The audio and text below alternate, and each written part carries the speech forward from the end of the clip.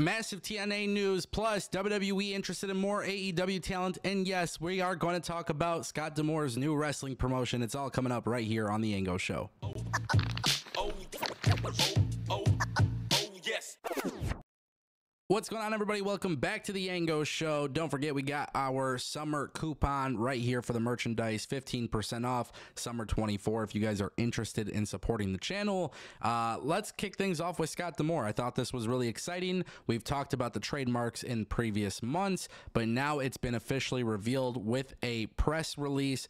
Maple Leaf Wrestling is now back. It's been revived by Scott D'Amore. And this is really exciting because Maple Leaf Pro Wrestling will be returning live on Triller TV in October. This is really exciting, obviously, for a variety of reasons. Scott D'Amore was let go by AEW. Now MLPW will be a thing. There's going to be 2 electrifying nights of world-class wrestling called Forged in Excellence. For those who don't know what to expect, basically Jinder Mahal has been confirmed, Josh Alexander has been confirmed, Giselle Shaw has been confirmed, Kushida has been confirmed, Alex Zane has been confirmed, Jake Something has been confirmed, Trevor Lee and Kylie Ray and Kevin Knight have been confirmed. This is going to be really exciting. Live shows, they are in the process of doing so much more. Obviously, Scott D'Amore has something going on here. We don't know what the hell it's going to be. We don't know anything other than the fact that it is going to be taking place at St. Clair College, Windsor, Ontario, Canada, on October 19th and October 20th. And the reason why that's a big deal, a lot of these names came from TNA. St. Clair College is a venue that TNA has worked before.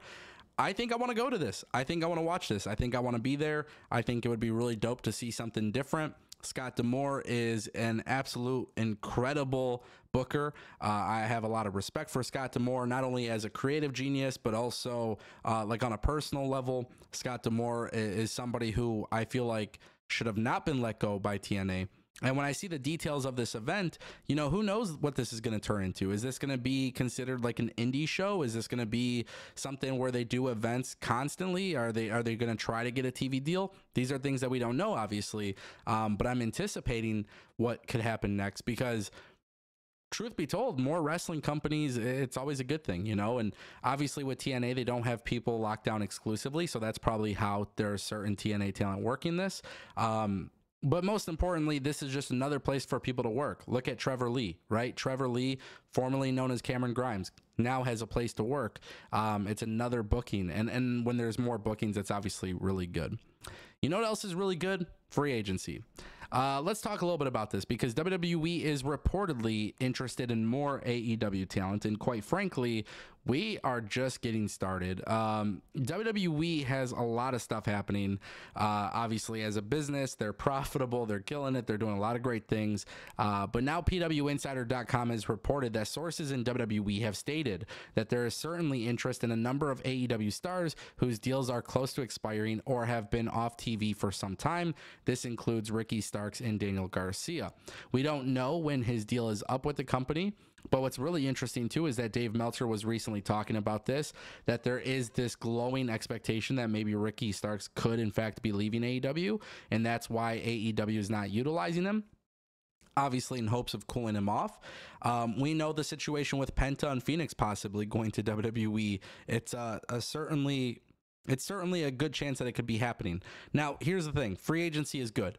There's a lot of people who are going to talk about this. They're going to get in their feelings. Let me be very clear where I stand with this. I've said this several times before, but maybe you're a new viewer.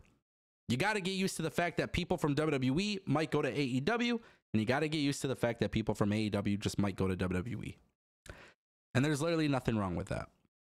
I think at the end of the day, if one company can't get it right, hopefully the other could. And if they can't, maybe it's the talent's fault. Maybe these companies don't know what they're doing. I don't know. But I'm bringing that up because we have seen tons of WWE stars go to AEW. And obviously, because AEW is such a younger company and they've had longer term contracts, we haven't seen that many talent jump from AEW to WWE. It's going to be interesting to see how WWE goes about it. Do guys like Ricky Starks and Daniel Garcia go to the main roster? Do they go to NXT? What is WWE's philosophy on that? Same thing with Penta and Phoenix. And of course, you know, WWE has been relatively good about people keeping their, you know, their gimmick and stuff. But is WWE going to change people's names? Are WWE going to provide them a really shitty entrance theme song? These are things that you got to think of too. Because in AEW, there is a little bit more of that hands-on approach that talent get with their character and what they're doing. WWE is a little bit more of a manufacturer. Things are obviously starting to change. It's just something to keep in mind. It's something to consider. And obviously with Ricky Starks, I think very highly of him. I think very highly of Daniel Garcia. So I don't know exactly what to expect here. But WWE having more interest in AEW talent is not necessarily shocking. We're just finally starting to get to the point where contracts are coming up. And then because they're coming up, this allows WWE to just kind of do what they got to do. And keep in mind, WWE is incredibly profitable. So more bidding wars, who knows? We'll see. And that's going to bring us to our final topic of today's video. TNA Bound for Glory 2024. Very exciting stuff, ladies and gentlemen, because Fightful Select has reported that TNA Bound for Glory 2024, it's not happening in the UK. It's not happening in New York City. It's not happening in Tampa, Florida. It's not happening in New Orleans. It's not happening in Las Vegas. But instead, it is coming to Detroit, Michigan, which will be the first time that TNA has been in Detroit since 2006. Now, luckily, because TNA goes to Windsor, Canada, I've been able to go to several TNA events.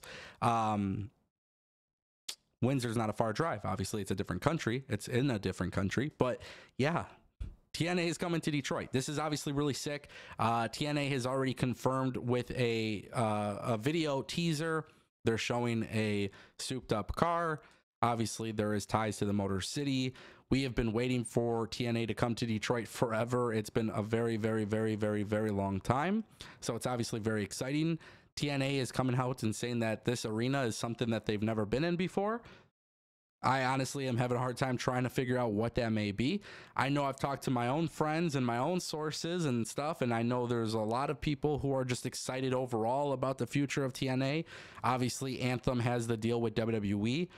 Bound for Glory in Detroit in October. We're going to find out the official arena tonight on TNA Impact.